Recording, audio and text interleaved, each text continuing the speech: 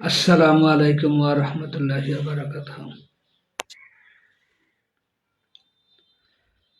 সহিহ মুসলিম শরীফ হাদিস নাম্বার 262। হাদিস নাম্বার 262।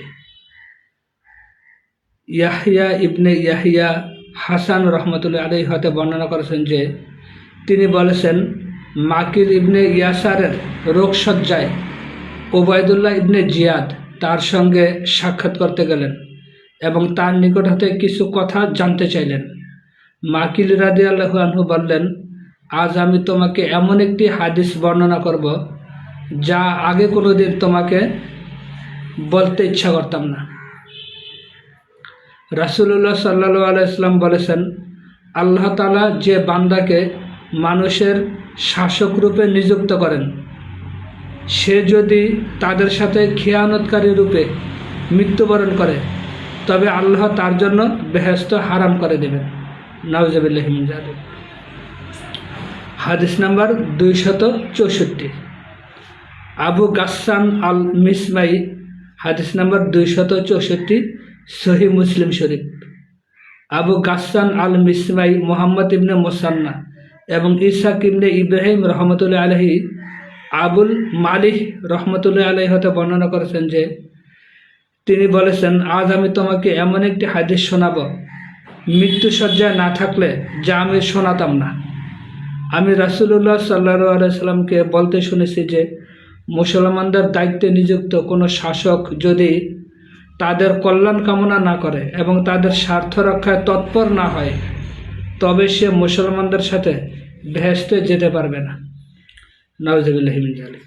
তাহলে দেখেন, রাসূলুল্লাহ সাল্লাল্লাহু আলাইহি সাল্লাম বলছেন যে মুসলমানদের আল্লাহ যদি কোনো মুসলিম বান্দাকে মানুষের শাসক রূপে নিযুক্ত করেন আর সে যদি খেয়ানতকারী রূপে মৃত্যুবরণ করে তাহলে আল্লাহ রাব্বুল আলামিন তার জন্য বেহেশত বা জান্নাত হারাম করে দেবেন।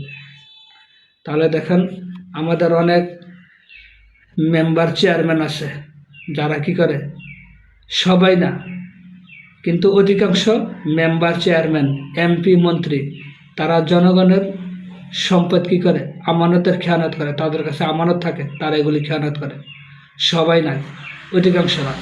সামান্য কিছু হয়তো আমানত সঠিকভাবে কি করে, আমানতের যে দায়িত্ব সেই দায়িত্বটা সঠিকভাবে পালন করে, আর অধিকাংশরাই কি করে, খেয়ানত করে। মেম্বার বলেন, চেয়ারম্যান বলেন, এমপি বলেন, মন্ত্রী বলেন, এদের মধ্যে অধিকাংশরাই এগুলি করে, আমানতের খেয়ানত করে। আর যদি এইরকম আমানতের খেয়ানতকারী অবস্থায় মৃত্যুবরণ করে তাহলে তাদের জন্য আল্লাহ রাব্বুল আলামিন জান্নাত হারাম করে দেবেন। নাউজুবিল্লাহি মিন যালিক।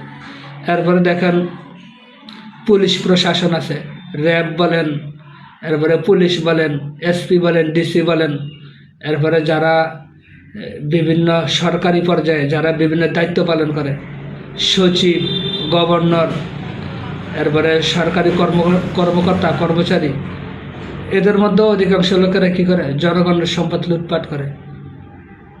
জনগণের সম্পদ লুটপাট করে, আমানতের খেয়ানত করে। আমাদের সাথে যুক্ত হয়েছেন মোহাম্মদ জনিভাইকে স্বাগতম।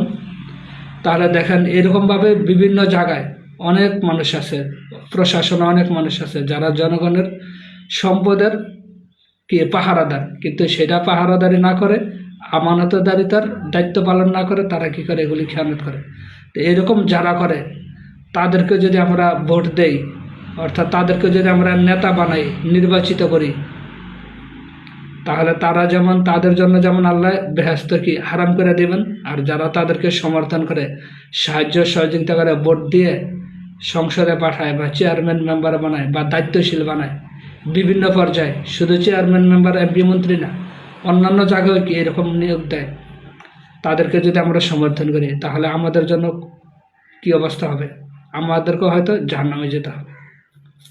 এই জন্য আমরা কি করব, যিনি সৎ ব্যক্তি, ভালো মানুষ, দুর্নীতি করবে না, জনগণের সম্পদ লুটপাট করবে না, আমানতের খেয়ানত করবে না, এই ধরনের লোকদেরকে আমরা কি করব, ভোট দেব, নির্বাচিত করব।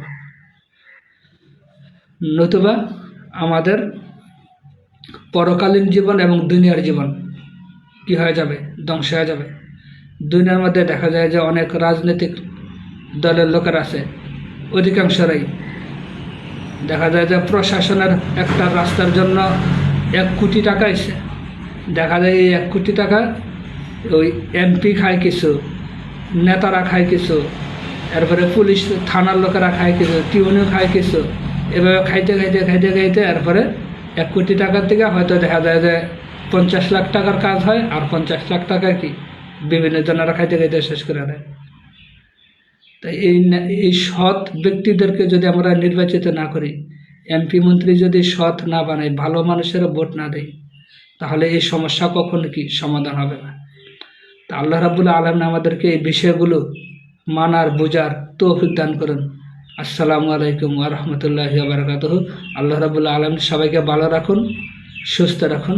আল্লাহুম্মা আমিন। আল্লাহ হাফেজ।